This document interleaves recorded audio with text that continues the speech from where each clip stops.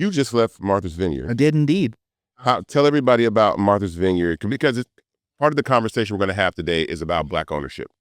And I think things that go on at the Vineyard kind of reflect that, and they're important. So, talk about that briefly. Yeah, so I mean, it was a magical experience for sure. Part of it is when you're just walking through the streets, you see people of fame, fortune, just casually kicking it as if it's no big deal, as if it was normal. And Mhm. I compare that to my Atlanta experience, where it is also normal for Black people to be in empowerment, to be in wealth, and it be just a casual thing. And it's something you don't see across the country. You know what I'm saying? Like, most of America does not know what it's like. Most Black people don't know what it's like to be around other people who are so aspirational, inspirational, and just have cultivated this power through what they do in their day-to-day lives. So what did you go up there for? Yes, so I was invited by Ralph Lauren in celebration of the Morehouse and Spelman Oak Bluffs collection to go out there and support and just be in attendance in the celebration for that. You do have one of the jackets from the collection. I do. I have the Morehouse Ralph Lauren jacket. It's the bomber track jacket, and it's probably my favorite jacket that I've ever worn. It's so comfortable and it's warm, and it's not like, the fabric is so cool. You know what I'm saying? It's you did a great job, guys. That's my official quote of that you can use in a soundbite. Shout out to my brother Kojo, who has a piece from the collection too. It's very, very popular. Yeah, oh yeah, they sold out within, I think, if I remember correctly, check this, guys, like 48 hours. Oh yeah. It was immensely and congrats to Joshua Renfro, James Jeter, Cole Brown, like that whole team. When they were, one of the big points that was discussed is that at the heart of the collection was storytelling, and it was telling the stories of those Black families, right, who sought refuge and escape in the Oak Bluffs, who were free to live as they wanted to during the 60s. That's awesome. I think, the conversation of Black ownership is something that we don't have enough of in our community. I think we talk about it, but we don't act on it. 100%. We are the first, and I'm willing to go on record for this. Nobody will put themselves down like the Black community. We will tear each other down, and we will seek approval from white validated products, right, for systems that were never intended to serve us. Right. And so getting to the point of even how, like, we got here, when I started Fanbase, that is the thing that I noticed, is that, the contribution that Black culture consistently gives to the infrastructure of platforms that we don't own. My first thought when I came back this past Monday was, just imagine that everybody who invested in Fanbase had the ability to buy a summer home in Martha's Vineyard and walk around and not be part of the top 10% of Black America in order to do so, right? It's about, when I think of Fanbase, I think about democratizing wealth in the country. That's a good way of saying it. So for the people who have already invested, how many times can you invest in Fanbase? Well, you can invest in Fanbase as many times as you want. Yeah. We've had people invest in multiple rounds. This is our fourth round. The first 3 rounds we did for Fanbase were Reg CF campaigns that were capped at about $5 million, which is the most you could raise. This round is a Reg A round, which the cap is $75 million, and so that allows us to raise at a clip that's higher. So $17 million was the sweet spot of why we wanted to be able to raise that capital. So you can invest as many times as you want. There is the minimum is $399. There is no maximum.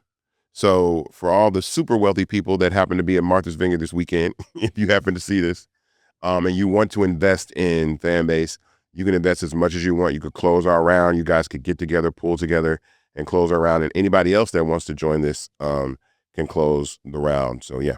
So I wanna speak to generations for a minute, right?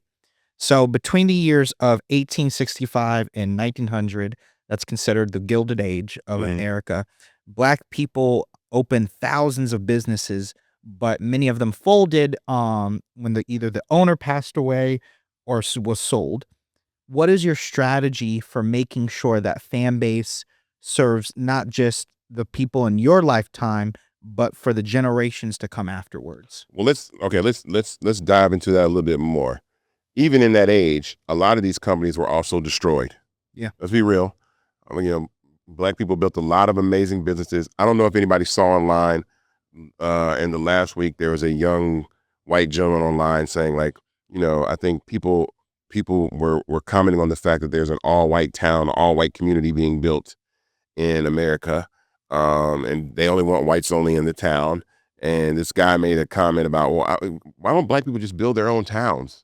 And Nobody would bother you. Like nobody would mess with you if you bought your own, built your own towns and your own communities. historically, that's been disproven. Right. So that's been disproven with Seneca Village. That's been disproven with Oscarville, which is now Lake Lanier because they just flooded the town. Tulsa, that is Rosewood. All these places, that serves as a reminder that we tried to build our own and it was destroyed. And so initially, Black people have tried to build their own communities and they've been destroyed. We can't forget, Tulsa, Hmm. and then Atlanta had their own version with the Atlanta race massacre of 1912. Yes. Yeah, most people don't know that history. And Auburn Avenue was an amazing, thriving community as well. Yeah. That popped up from Black excellence. So, um, what happens, and I've been having this conversation recently, a lot of times is Black wealth doesn't get distributed down through generations because a lot of times people think they can put stuff in their will or leave stuff to their children like that, and it doesn't necessarily stop there. I was actually having a great conversation with Kika Wise earlier today because franchising is a way that also people are able to disseminate that wealth. So she was talking about one of her partners, his father passed away, but the fact that he had franchised his business, that his family gets a percentage of all the other businesses that exist in perpetuity. So imagine, being able to franchise your business and then leave an income stream to your family, right? And so we're not really thinking about that when it comes to franchising. Sometimes we're thinking about building businesses and exiting them, but I'm talking about creating perpetual income streams that last in perpetuity, kind of like, and very similar to what my father did by the publishing that he left for us to kind of go terminate, claim, and then that serves as a way that will be passed down to our family and generations like that. So with Fanbase, this also serves an opportunity to have equity and ownership in things that we can scale. So again, it's not individual success. I'm not really interested in individual success for myself. And I've spoken candidly about this where I am really, and I say this all the time, I am really proud of all the Black people that have accomplished all the amazing things that they have done. All the multimillionaires and millionaires that have individual success in this country. I think it is amazing. But I don't think that can no longer be the flex. That can no longer be the flex that you've made it. And aspirationally, if I make it, you can make it. I think there needs to be a further step of collaboration of how we come together and start to scale businesses because a lot of these things don't make sense to me.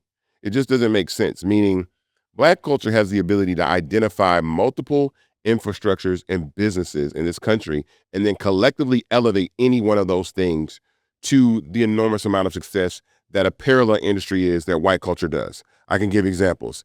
We know Derek Bailey, who has Derek Automotive. It's an EV manufacturer. Right here. So everybody hates Elon. He has Derek Automotive. But I'm pretty sure the Black community could identify a Black EV maker. We know of one, right? And maybe there might be others. And then instead of buying Teslas, we buy that car and elevate that industry to a level of where it does. Shout out to my guy, Bam Sparks, who has Culture Wireless.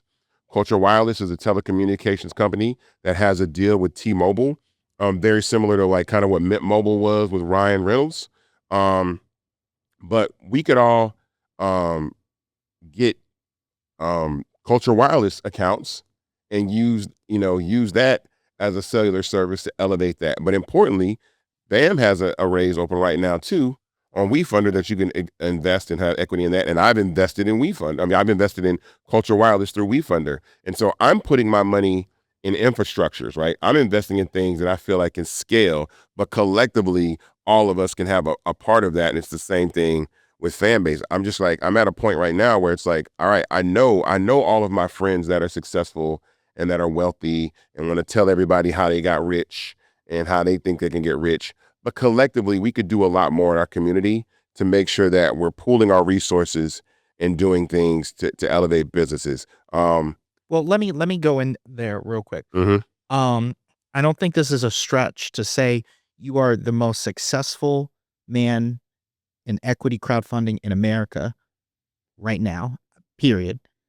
Oh, My okay. my question to you is, you know, you are building the blueprint for other businesses for success. Yes. My question is, what do you want people to take from your success in this? I want people to take from my success that equity crowdfunding is a pathway to scale your businesses. Honestly, I was like, you know what the interesting thing is, before I got to the office, I was researching companies that have been very, very successful in equity crowdfunding. And I was reading off some of the people that were the most successful in this industry. And I was looking at Black founders accounted for about 11% of companies raising Reg CF and Reg A in 2024, up 9.5% in 2020. So there are triple the share of Black founders. I'm sorry, this is roughly triple the share Black founders see in traditional venture capital. So equity crowdfunding is serving as a better pathway to raise capital for our businesses than going through venture capital.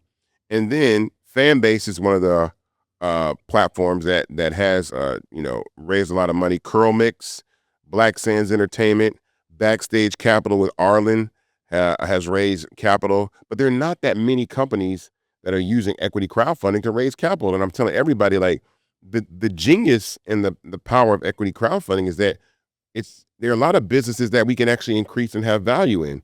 So it's like, okay, here's the thing that I said before, which is crazy. Here's a crazy idea, ladies and gentlemen. Suppose someone built a social media platform that allowed anybody to have equity in it in its early stage, before it became this household name that everybody knows, right? And then people buy equity into that company. And then we collectively use our reach, our relationships, our platforms, everything to bring attention to that company and then scale it up and make it as massive and successful as Instagram, as TikTok, as Facebook. And then when that company is at a peak of its success, that company either goes public or that company gets acquired, and everybody that invested in that company winds up getting a check.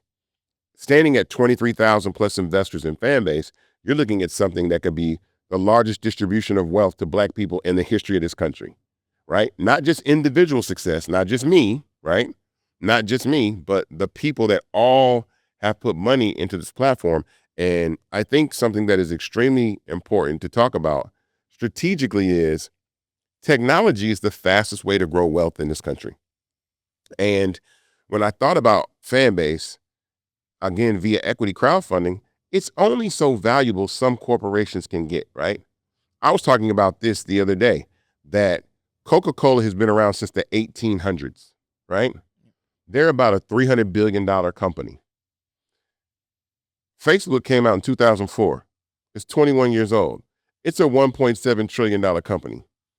So in 200 years, it took Coca-Cola to get to 300 billion.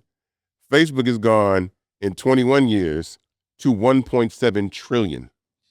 And so the people that own those infrastructures are the ones that are able to use that money to provide and build. And so that's why the vehicle that I stress so much about equity crowdfunding is so important, because it's like, yo, we invest, we scale, we exit, right? That's the way that we do it. And so, I think 8 of the top 10 wealthiest men on the planet are all in technology. And so technology can scale further than food and beverage, right? Further than retail, right? So that is the way that I think, like I said, distributing Black wealth in our absence and our lack of Black wealth, we have to use technology to scale those businesses and also use Black culture as the advantage to do so.